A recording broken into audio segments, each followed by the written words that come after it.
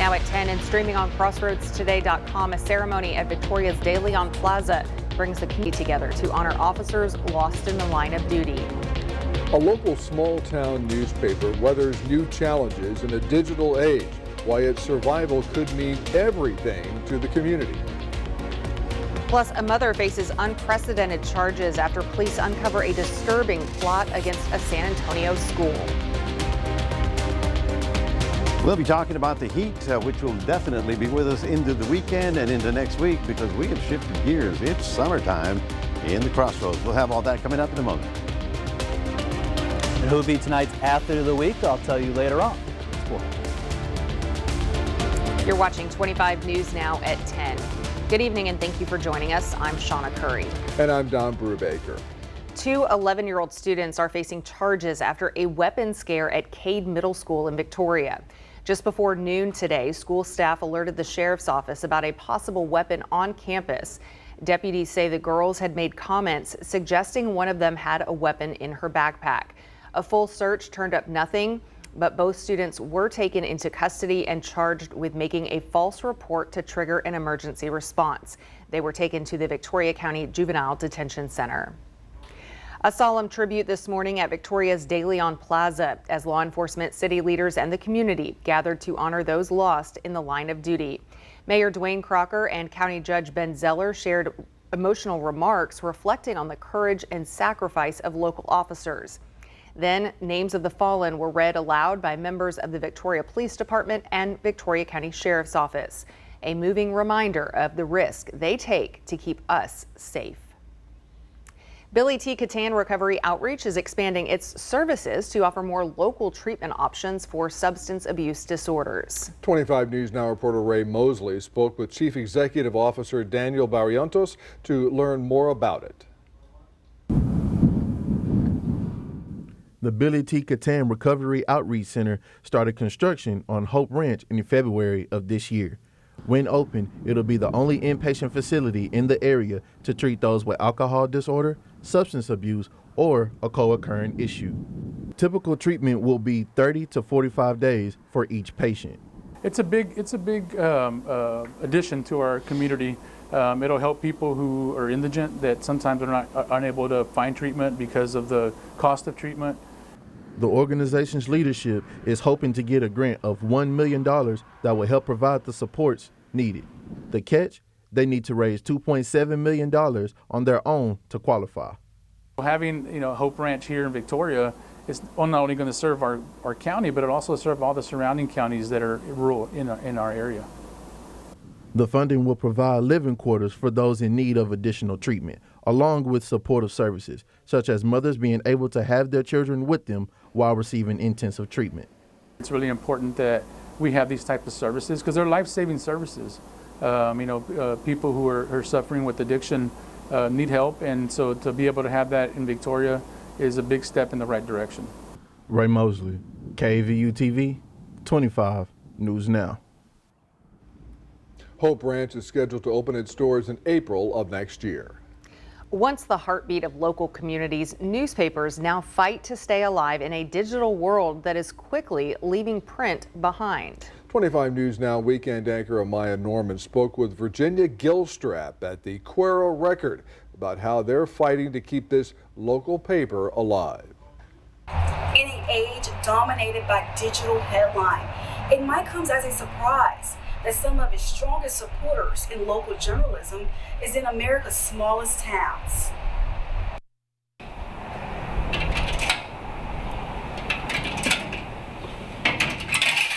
Since 1894, the Currie Records has served as more than just a newspaper.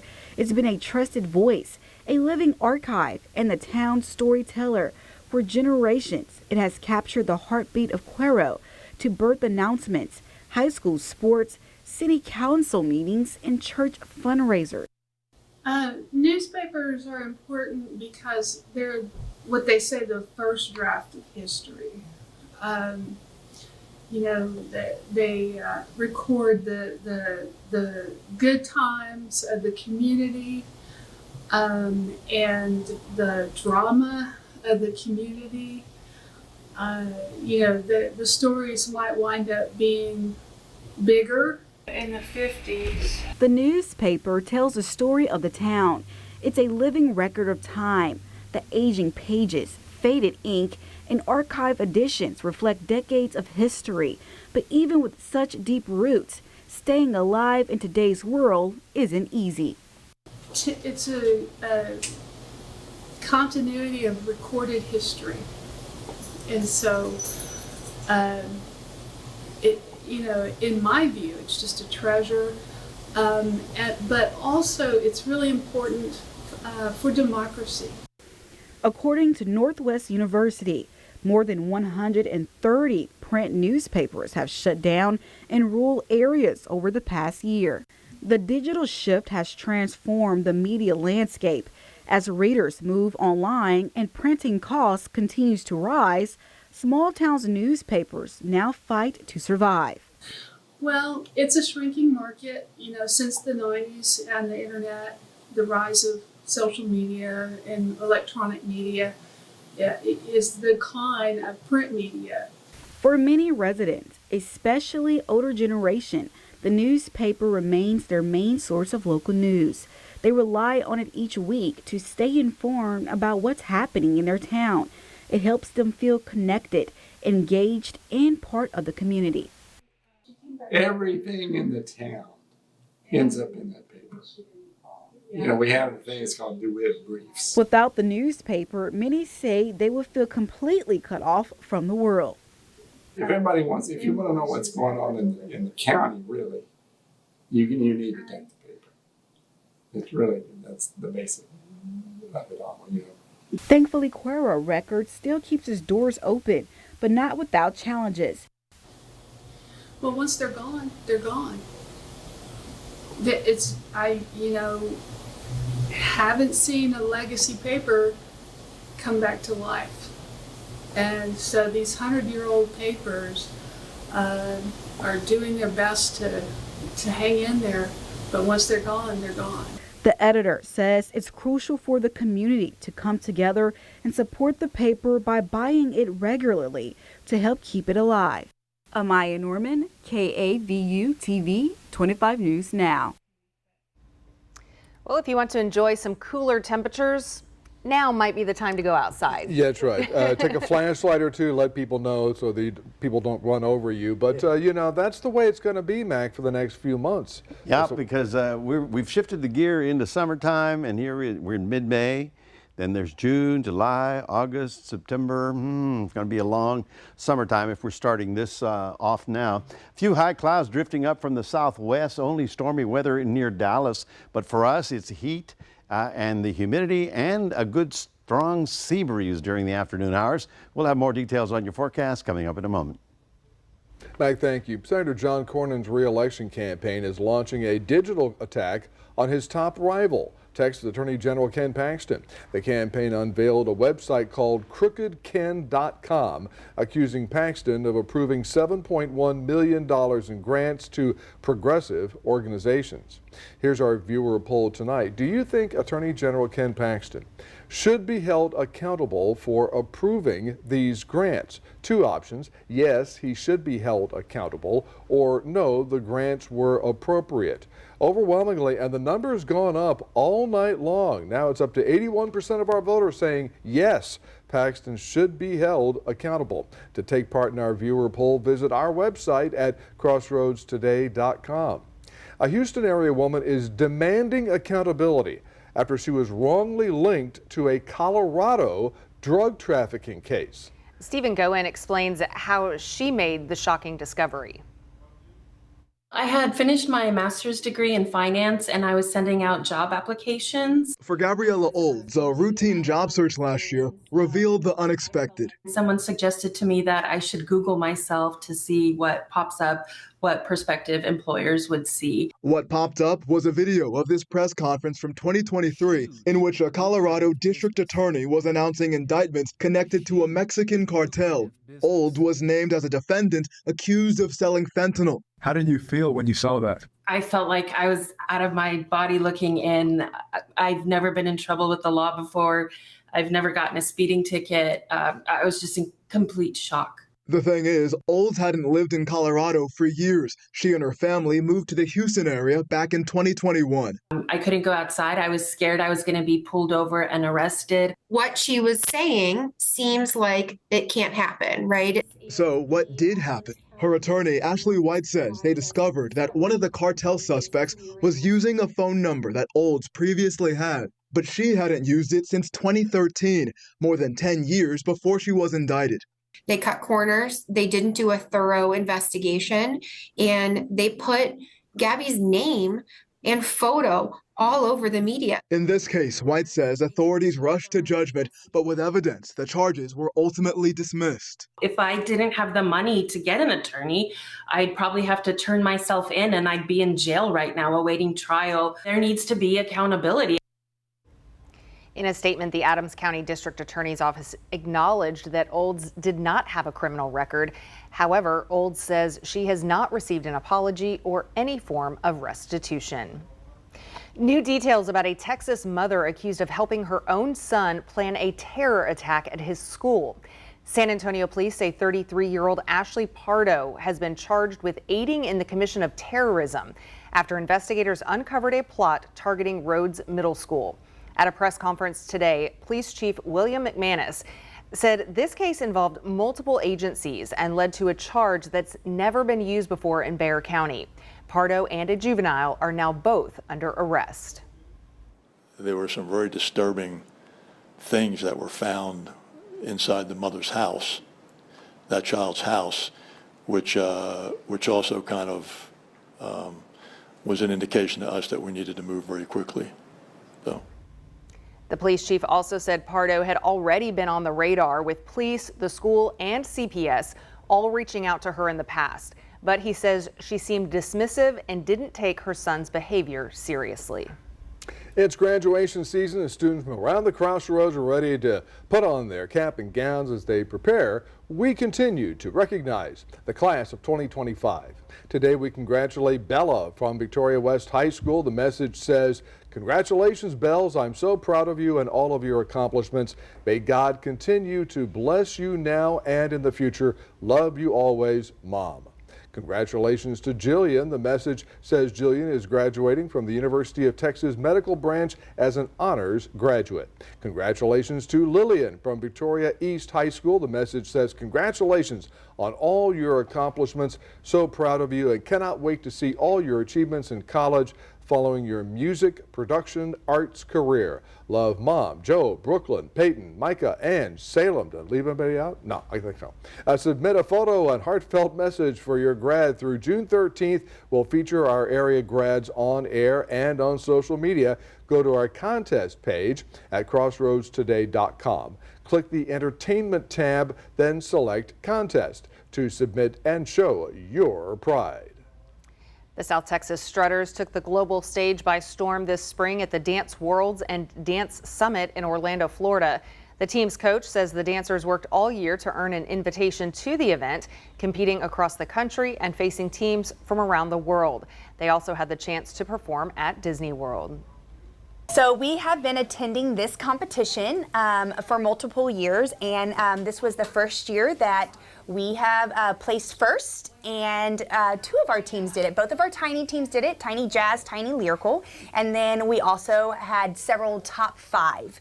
You know, we are just so excited, so proud of all of our athletes, our coaches. We are thankful and grateful for our parents. 2025 Summit Champion. Congratulations to the Strutters. Enjoy a short break before you start gearing up for next season.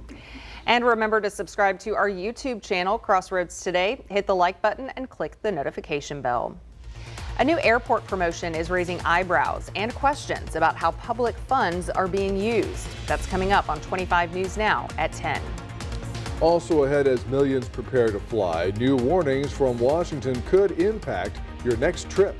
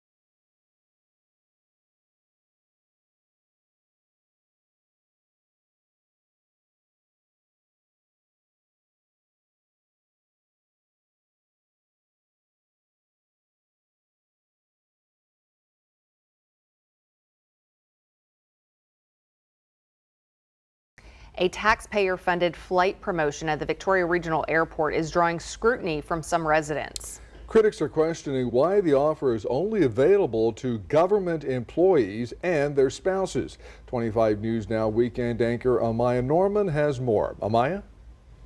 Yes, a viewer recently contacted us questioning why free or discounted flights are being offered only to government employees at a publicly funded airport. The free flight program launched in 2024 and renewed this year. It allows Victoria County employees and now their spouses to fly between Victoria and Houston for personal travel. The promotion is funded through county dollars, approved by commissioner courts, and costs taxpayers roughly $1,200 so far this year. Airport officials say the goal is to increase passenger traffic, and according to the county, it's working. Implements rose to 22% compared to this time last year. The average round trip from Victoria to Houston is about $136. Officials say the program isn't for unlimited use and has built-in limits.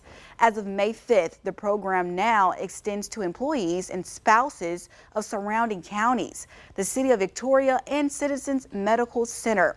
It runs through August 2025. Dawn and Shawna, back to you. Well, the nation's top transportation officials testified in Washington today. The hearings revealed scathing details of safety issues in the sky and at airports like Washington's Reagan National Airport. That airport was the site of the deadliest U.S. airline crash in more than a decade, when 67 people were killed in a mid-air collision in January. The summer travel season is fast approaching, but damning testimony coming out of Washington Thursday may leave some travelers leery. Reports of a, quote, critical air traffic controller shortage. We're 3,000 short. We've been 3,000 short for some time. An old air traffic control system. The system we currently use, it truly is 25, 35, 40 years old in some places. And a flying public paying the price. We've let it age, and now we're seeing the cracks of that age play out in real time for us. A top FAA official told a Senate committee the agency is considering new restrictions on military helicopter flights near DCA. This nearly 4 months after the deadliest U.S. airline crash in more than a decade between a military helicopter and commercial American Airlines flight on January 29th. Everything's on the table right now in our review to make sure that we keep a safe environment for the vicinity around DCA. The FAA's Franklin McIntosh also promising fixes a day after a shocking revelation about communication systems between the Pentagon and Reagan National Airport. Is it true that the hotline, the direct line between the Pentagon Air Traffic Control and the DCA tower, has been inoperable since March of 2022? Yes, sir, that is correct. Despite challenges, the Transportation Secretary maintains that safety is key and the system is safe. I'm Sherelle Hubbard reporting. The FAA reports a portion of the Denver Air Route Traffic Control Center had a 90-second communications blackout Monday afternoon. Well, good evening, everybody. We're looking at 77 degrees, and you know what? It's not going to get much cooler than that as we're certainly shifting over into a summertime weather pattern where we get these warm, humid nights. Managed to get up to 91 today. That's above the average of 87, but we're not going to be at average anytime soon. Looks like summer is here to stay. We'll have more details on your forecast after this.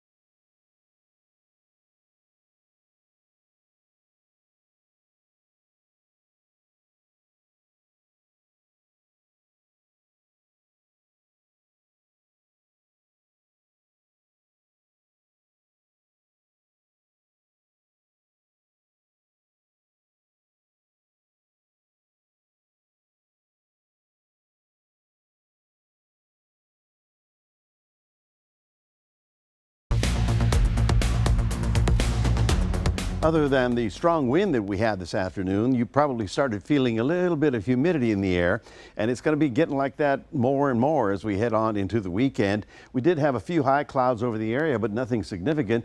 The Gulf air is, slowly coming back in, and that is what's going to give us the high humidity that we're going to be feeling over the weekend. Right here, we do have a flow of high-level moisture coming at us from the southwest, but it just doesn't have enough instability in the atmosphere to trigger off anything. Near Dallas and on up into Arkansas, you can see how that tap goes all the way up into that storm way up in the northern plains. Bottom line is that we're looking at rather humid nights, and with the humidity, our temperature doesn't drop much. So we're looking at nights humidity up to 94% down in Victoria. But of course, on the west side, on the other side of San Antonio, absolutely arid, dry conditions, and that's why their temperatures are spiking into the hundreds as they did again today. For us, we're looking at the weekend temperatures, which are going to be, shall we say, very summer-like, right in the middle of the 90s, right on through. And of course, the afternoon wind is the only problem. If you're going down to the coast, going a little fishing or on boating, just know that that afternoon breeze will be fairly strong, so go early in the morning. We do have the heat advisories up for tomorrow, as you can see right about there, and the watches are extended from basically Austin, San Antonio, and out to Del Rio, as the high heat and the high humidity is the factor. Now, in terms of any actual rainfall, there is a possibility, but it's way up here in northeast Texas. We are not necessarily invited to that, but if you happen to be traveling northbound over the weekend, just know that up there, well, north of Waco, all the way to Texarkana, there may be some storms, and this would be on Saturday as well. Like I said, we're not invited. Our atmosphere is too strong to allow anything to trigger off. Well, I show you the Atlantic because as of today, we start getting the tropical storm advisories for the Atlantic basin. And so far so good, but let me just tell you that the season actually begins June 1st. Couple of weeks, and then it's going to be a long, hot summer as we deal with heat and humidity. Tonight, as I mentioned, we're not getting very cool. We're probably already at our low temperature at 75. Will be the morning hours when you get out with the dog. You won't need any kind of jacket at all. It's just t-shirts and flip-flops. We're looking at 92 for tomorrow, 93 out west, and then 95 in Cuero. But out west of San Antonio, look at that. 101 down in Cotulla, 105 in Laredo, 105 in Del Rio. So let's take a look at your day planner for tomorrow. A lot more cloud cover expected in the morning hours and the afternoon with that sea breeze coming in, 88 down at the coast. And in Cuero, we're going to be partly cloudy and then a high of 93. That sea breeze will help because that'll help dispels or disperse some of the heat. Otherwise, we're looking at a very summer-like weekend as temperatures stay in the low 90s all the way through. That's your 7-day forecast, reminding everybody we do have a QR code. Love for you to scan that and put Crossroads Today on your phone. It's time for sports with Maxwell. That's right, Mac. Tonight we had round one of the regional finals for softball and the regional semifinals for baseball. So we'll see who won tonight's games coming up in sports.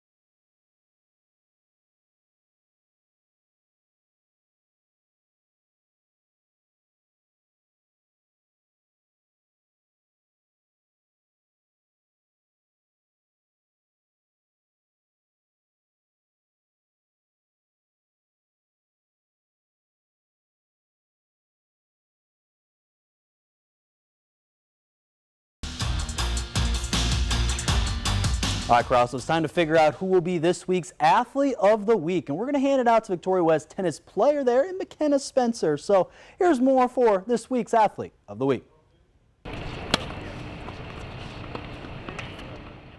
Yesterday, I talked about the Goliad tennis team advancing to the state tournament today in San Antonio. Well, for our Athlete of the Week this week, we're staying in the tennis area, getting into Victoria West tennis player McKenna Spencer.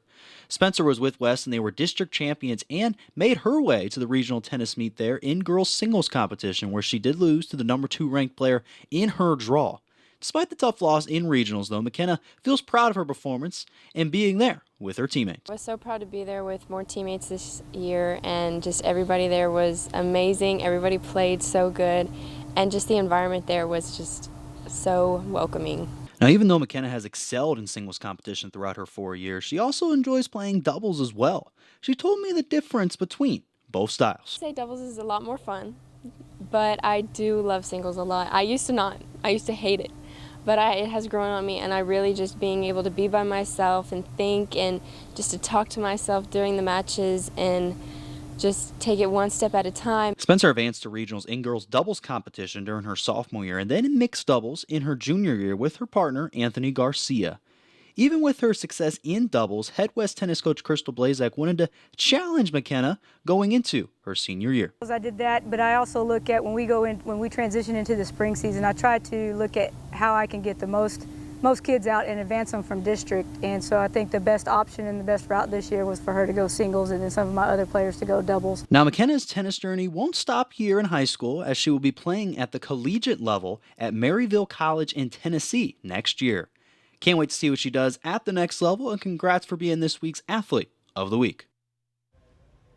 All right, now over to baseball and softball players. So we're going to start there in baseball. The Hallettsville Brahmans facing the Falfurrias Fighting Jerseys. This game was low scoring all the way. Both teams, it went to extra innings. Both of these teams, pitchers again. It was a pitcher's duel, and then the winning RBI came from Connor Koepke there for the Brahmans. And now they're up 1-0. If they win tomorrow there at Coastal Bend College, they move on to the regional final. How about over to Cal Allen baseball field with Goliad Tigers face the London Pirates. And this game was a little bit different than, again, Hallettsville game. I mean, this was close at the beginning, but then after that, London scored 6 runs in a row there in the 4th inning, and they would win this game at the end of the day 11-1. So for Goliad, they're going to have to force a Game 3. If they want to keep going on the rest of the way, that will be their Friday at 7 p.m. at Cal Allen. Over to 2A baseball, where the Ganado Indians, they face the Danbury Panthers in the Houston area. And guess what? The final score, this one there for Ganado, they lost, pardon me, there 7-2.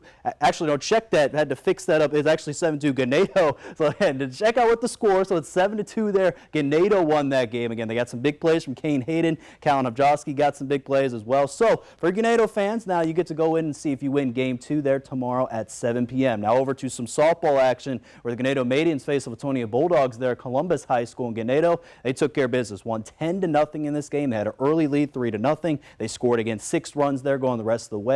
They now will have to wait to see if they can win Game 2 to keep going on to the state semifinals. And how about finally the Shawna Lady Comanches? They played Game 1 at Columbus High School as well, right before Ganado played, and they took care of Weimar, winning 6-3 in this one. Game 2 will be tomorrow at 8 p.m. right after Ganado game starts at Columbus. That'll be at 6 p.m. That's going to do it here in sports. Don and Shawna, back to you.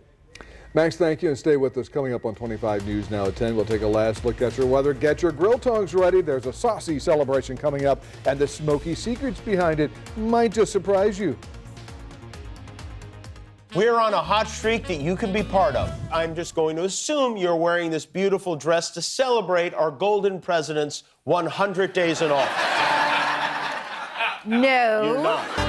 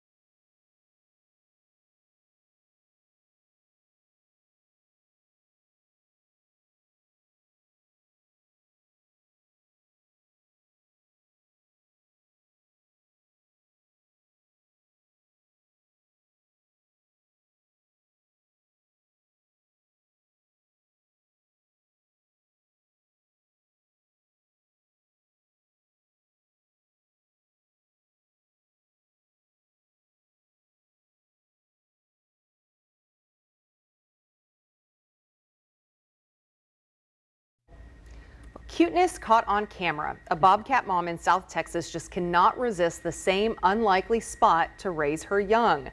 For the third year straight, she has picked a cattle guard at a wildlife management area near Cotulla as her nursery. This time, she gave birth to 5 kittens inside the metal structure. Game cameras captured sweet moments, the mom feeding, grooming, and the kittens snuggled up asleep. Once their eyes opened, she moved them to nearby brush, just like in years past, to keep them safe from predators and noise. From cats to the tortoises, 3 endangered Galapagos tortoises have hatched at the Philadelphia Zoo, all males. Their mom, named Mommy, is about 100 years old and the oldest first-time mom of her species. She laid 16 eggs in January, 9 developed, and zoo staff incubated them at specific temperatures to produce males or females. The Galapagos tortoises are the largest living species of tortoise. Welcome to the world, you tortoises. And you know, with this weather, it's not a bad idea to be under a shell. I'd like to be in an incubator myself. You we can regulate the temperature. Yeah. Well, because folks, we're going to be on the warm, hot side of things for quite some time as we've shifted into a summer pattern. You're looking at low 90s for the next couple of days through the weekend and on into early next week. Chance for showers is very limited, maybe a slight chance of a sprinkle or two coming up on Tuesday of next week. But until we get there, we're just going to deal with the heat and the humidity by staying in the breezy side of the street. All right, it's just getting us ready for August, right? Gosh, August is a long way off. Well, speaking of heat, get ready to fire up the grill because tomorrow is National Barbecue Day. You don't need a reason, but it's a celebration of all things grilled, whether it's over charcoal, wood, or gas. And let's be honest, everyone swears they have the best barbecue sauce, but most all of them are some sort of mix between ketchup, mustard, Worcestershire, brown sugar, soy sauce, and molasses. Historians trace barbecue back to indigenous tribes on Hispaniola long before Columbus showed up. In the U.S., the Southeast takes barbecue seriously. They rave about theirs, but many say that it all started in North Carolina. Great story to that. Actually, long story. We have 23 seconds. We really can't get into it, but you know. I'd like to see them prove that. You know? It is interesting how they all taste a little different, though. Yeah, it's just, you never know. It's all different spots. It can be anything. So. Absolutely.